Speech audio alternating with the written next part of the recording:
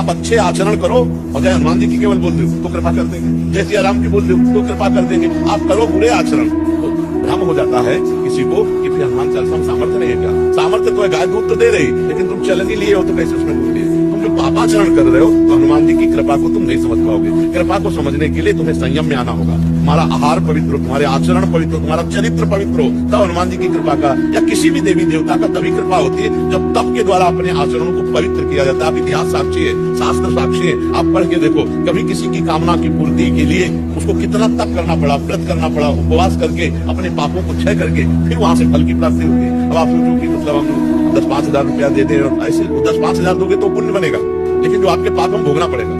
अगर उसको आप जलाना चाहते हो तो व्रत, उपवास, तपस्या, नियम, संयम, आराधना इनके द्वारा नष्ट किया जाता है अपने जो पूर्व पाप है उनको। जब तक पाप नष्ट नहीं होंगे तब तक दुख पिंड नहीं छोड़ेगा, और क्योंकि पाप का फल दुख है।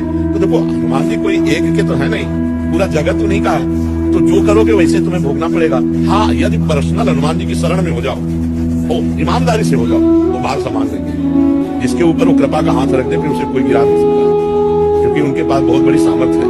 राम रसायन भरे भगवान का प्रेम रस उनके हाथ में है।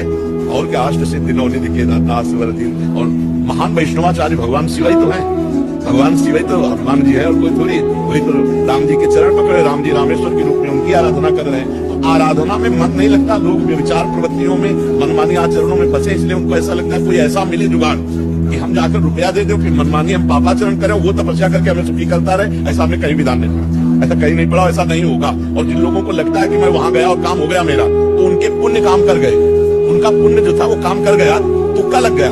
बकाया ऐसा नहीं है, जब तक आप तप नहीं करोगे, भजन नहीं करोगे, साधन नहीं करोगे, तब तक मंगल भवन भगवान की पूरी सृष्टि है। सब मम प्रिय सब मम उपजाए, सब भगवान के प्यारे लाडले। पर जो जैसा कर्म करेगा उसे अवश्य में भोक्तव्यम कृतम कर्म। जो कर्म किए हमने ना सुबह भोगना पड़ेगा।